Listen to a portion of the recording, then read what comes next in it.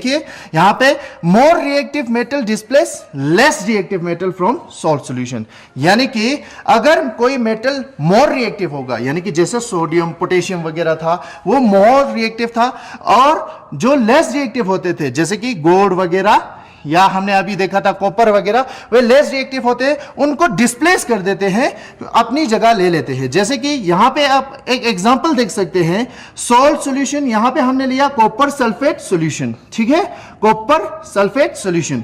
इसके ऊपर अगर जिंक डालेंगे तो यहां पे जिंक सल्फेट मिल जाता है और कॉपर मिल जाता है, यानी कि ये कॉपर ये जिंक मोर रिएक्टिव होते हैं, ये जिंक मोर रिएक्टिव देन कॉपर होते हैं, इसी वजह से ये जिंक इस कॉपर को डिस्प्लेस कर देते हैं, फिर अपनी जगह ले लेते हैं जिंक सल्फेट। यहां पे जिंक सल्फेट मिल गया, जिंक ने कॉपर को डिस्प्लेस कर दिया तो यहां पे जिंक सल्फेट हो गया और ये कॉपर अलग होके यहां पे मिल गया हमें, ठीक है। यानी कि इस इक्वेशन में क्या किया, more reactive element less reactive element को डिस्प्लेस कर रहा है, ठीक है।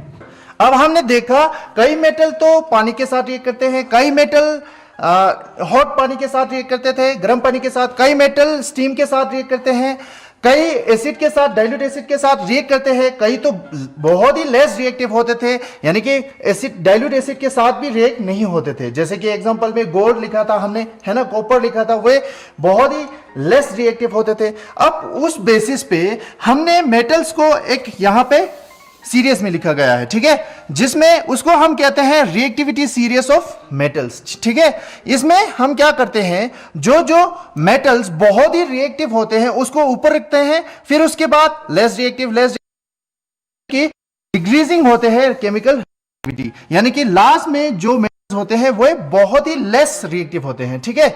उस सीरीज को हम कहते हैं रिएक्टिविटी सीरीज ऑफ मेटल्स। यहां पे देख सकते हैं list of metal arrange in order of the decreasing reactivity is called reactivity series, ठीक है। हमने देखा था पोटेशियम सोडियम वगैरह तो बहुत ही रिएक्टिव होते हैं, विगरसली रिएक्ट करते हैं वाटर के साथ या एटमॉस्फेरिक के ऑक्सीजन या उसके साथ नमी के साथ रिएक्ट करते थे। कैल्शियम मैग्नीशियम उससे लेस रिएक्टिव होते हैं। फिर यहां पे देखिए गोल्ड वगैरह कॉपर वगैरह सिल्वर वगैरह हमने पढ़ा था डाइल्यूट एसिड के साथ भी बहुत ही लेस रिएक्टिव होते थे, है ना।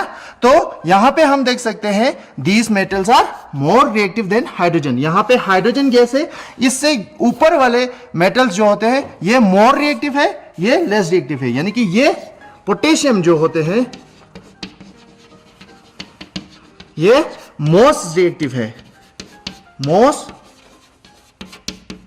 रिएक्टिव है, और ये गोल्ड होते हैं ये लिस्ट रिएक्टिव, लिस्ट रिएक्टिव होते हैं, ठीक है। अब इसको क्यों याद करना है, एक तो आपने केमिकल रिएक्शन एंड इक्वेशन पढ़ा है, उसमें डिस्प्लेसमेंट रिएक्शन पढ़ा, उसमें ये बहुत फायदेमंद होते हैं। दूसरा, जब हम एग्जांपल लिखते हैं किसी भी केमिकल इक्वेशन का जिसमें डिस्प्लेस हो रहा है, वहां पे हायर रिएक्टिव मेटल डिस्प्लेस करते थे लेस रिएक्टिव मेटल को, ठीक है ना। यानी कि अगर ये मेटल, अगर दोनों इक्वेशन में ये मेटल और ये मेटल होंगे तो इस मेटल को ये मेटल डिस्प्लेस करके उसका जगह ले लेंगे, ठीक है। डिस्प्लेसमेंट रिएक्शन में आपने पढ़ा होगा higher reactive metal displace less reactive metal. अभी हमने पढ़ा था केमिकल प्रॉपर्टीज ऑफ मेटल्स के बारे में, अब हम पढ़ेंगे chemical properties of non metals. जब मेटल्स जब ऑक्सीजन के साथ रिएक्ट करते तो हमने देखा, मेटल्स वाटर के साथ रिएक्ट करते हुए देखा, फिर मेटल्स को डाइल्यूट एसिड के साथ रिएक्ट करते हुए देखा। अब हम देखेंगे जब नॉन मेटल रिएक्ट करते हैं ऑक्सीजन के साथ या वाटर के साथ या डाइल्यूट एसिड के साथ तो क्या होते हैं उसको देखेंगे। तो सबसे पहले reactions of non metals with oxygen. जब नॉन मेटल रिएक्ट करते हैं ऑक्सीजन के साथ तो क्या होते हैं, देखिए non metals react with oxygen to form acidic oxides. Carbon forms in acidic oxide, carbon dioxide आपने सुना होगा, कार्बन डाइऑक्साइड गैस जो हम एक्सेल करते हैं gas. Sulphur forms in acidic oxide, sulphur dioxide, and hydrogen form in neutral oxide, hydrogen oxide. अब हम यहां पे देखेंगे जैसे कि कार्बन, कार्बन एक सॉलिड है, उसके ऊपर जब हम ऑक्सीजन को रिएक्ट करते हैं तो यहां पे ऐसा प्रोडक्ट हमें मिलेंगे कार्बन डाइऑक्साइड, ठीक है, कार्बन डाइऑक्साइड। यहां पे इक्वेशन को देखेंगे, यहां पे 2 ऑक्सीजन, यहां पे 2 ऑक्सीजन, यहां पे 1 कार्बन, यहां पे 1 कार्बन, यानी कि ये इक्विलिब्रियम पे है, यानी कि ये क्या है, बैलेंस इक्वेशन है।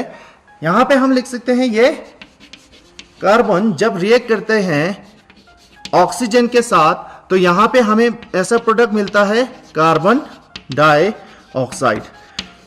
ये ऑक्साइड मगर क्या होते हैं, एसिडिक इन नेचर होते हैं। हमने देखा था metal oxide basic in nature होते थे, मगर नॉन मेटेलिक ऑक्साइड होते हैं वे एसिडिक इन नेचर होते हैं। ठीक है, ये एसिडिक इन नेचर होते हैं, यानी कि ब्लू लिटमस सॉल्यूशन को ये रेड में कन्वर्ट कर देंगे। ठीक है, मेटल ऑक्साइड क्या करते थे, रेड लिटमस सॉल्यूशन को ब्लू में कन्वर्ट करते थे, यहां पे ये उल्टा हो रहा है। ठीक है, ये carbon dioxide acidic in nature होते हैं। ठीक है, उसी तरह सल्फर को भी हम देखेंगे। अब यहां पे सल्फर जो कि एक सॉलिड है, ये ऑक्सीजन के साथ रिएक्ट करने पर यहां पे SO2 सल्फर डाइऑक्साइड देंगे। ठीक है, ये होता है ऑक्सीजन जो कि है गैस और कार्बन डाइऑक्साइड है जो कि एक गैस है। ठीक है, यहां पे ऑक्सीजन एक गैस है, यहां पे सल्फर डाइऑक्साइड भी एक गैस है।